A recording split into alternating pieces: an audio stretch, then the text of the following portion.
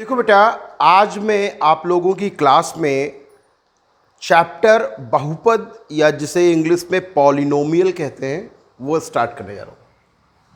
Polynomial नाम से ही clear है, जिसमें लिखा है बहुपद या पॉलिनोमियल। बहुत सारे जब पद होते हैं तो उसे हम पॉलिनोमियल कहते हैं।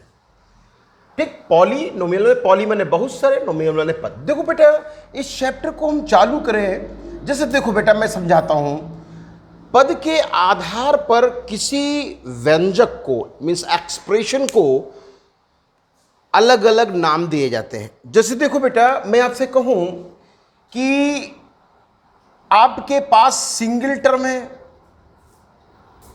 सिंगल टर्म है मतलब एक पद है, तो उसे एक पदी कहते हैं, एक पदी व्यंजक। और इंग्लिश में मोनोमियल बोलते हैं। क्या बोलते हैं? मोनोमियल।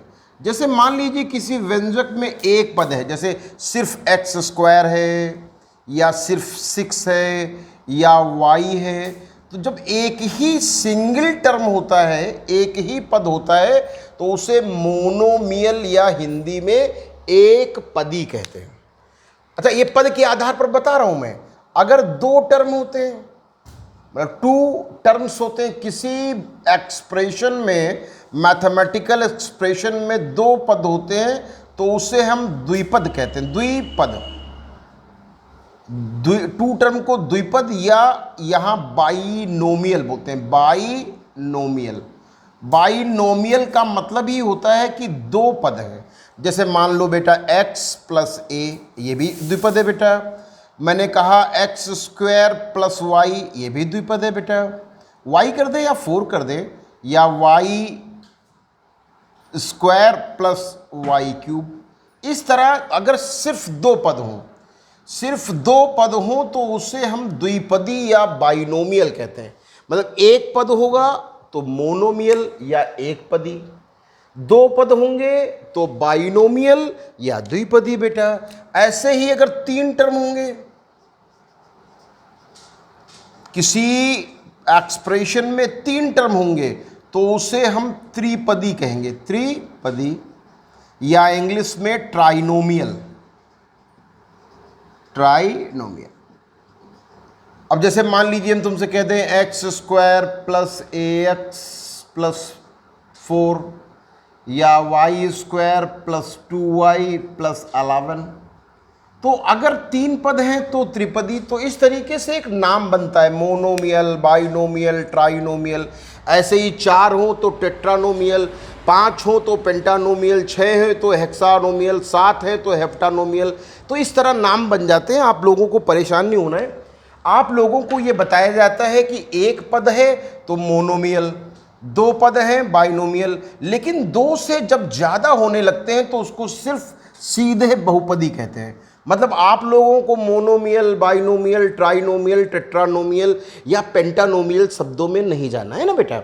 आपको लगे कि एक पद है तो मोनोमियल, 2 पद है तो बाइनोमियल। लेकिन अगर आपको लगता है कि 2 आर मोर देन 2 टर्म है, मोर देन 2 टर्म्स हैं, 2 या 2 से ज़्यादा पद हैं, तो सीधे आप उससे क्या कहोगे? बहुपद कहोगे। बहु माने बहुत सारे पद। इंग्लिश में पॉलीनोमियल कहेंगे। क्या कहेंगे? पॉलीनोमियल। तो पॉलीनोमियल या बहुपद का मतलब है कि बहुत सारे पद हों। 2 या 2 से ज़्यादा पद मिले तो आप उसे बहुपद ही कहें। और आपकी किताबों में इस चीज़ को बहुपद के नाम से ही पढ़ा और पढ़ाया जाएगा। 2 पद हैं या 2 से ज़्यादा तो उसे हम बहुपद कहेंगे। अब देखिए, यहाँ हम बात करते हैं तो एक पदी, एक पद वाले को एक पदी या मोनोमियल, 2 पद वाले को बाइनोमियल और 3 पद वाले को ट्राइनोमियल। इनके ये नाम होते हैं, ठीक ना।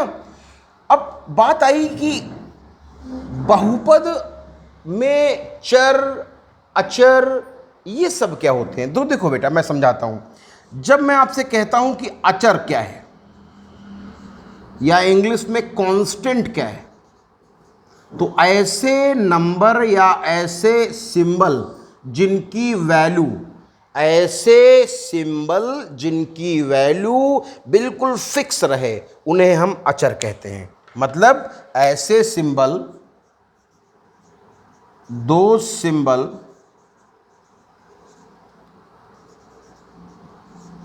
which have fixed value, ऐसे सिंबल या प्रतीक जिनके मान फिक्स होते हैं।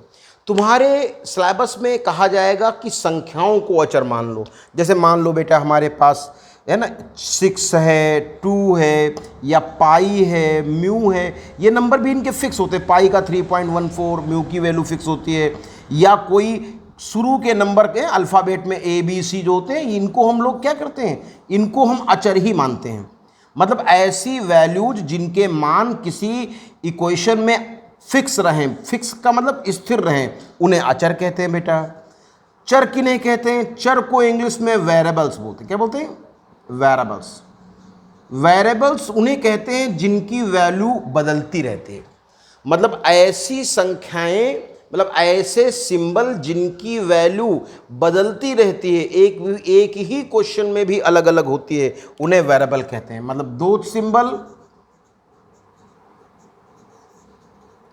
दो symbols which has changing value, बदलती हुई वैल्यू रखते हैं, उन्हें हम वेरिएबल्स कहते हैं।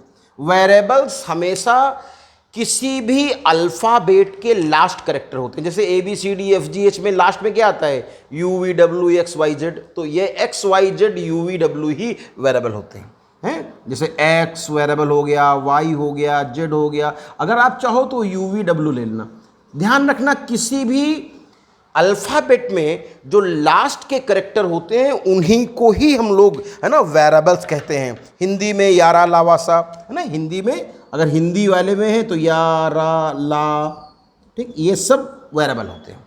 वैसे तुम्हारे बुकों में सिंबल इंग्लिश के यूज किए जाते हैं, तो x Y z u we डब्ल्यू ये सब वेरिएबल या चर कहलाते हैं। ठीक, तो चर का मतलब ऐसे प्रतीक जिनका मान एक ही प्रश्न में अलग अलग हो सकता है, उन्हें हम वेरिएबल या चर कहते हैं। और ऐसे प्रतीक जिनका मान अलग अलग एक फिक्स वैल्यू होती है, उन्हें अचर कहते हैं। और नॉर्मली ये संख्याएं होती हैं, है ना, या किसी अल्फ़ाबेट वर्णमाला के प्रारंभिक अक्षर होते हैं, ए बी सी।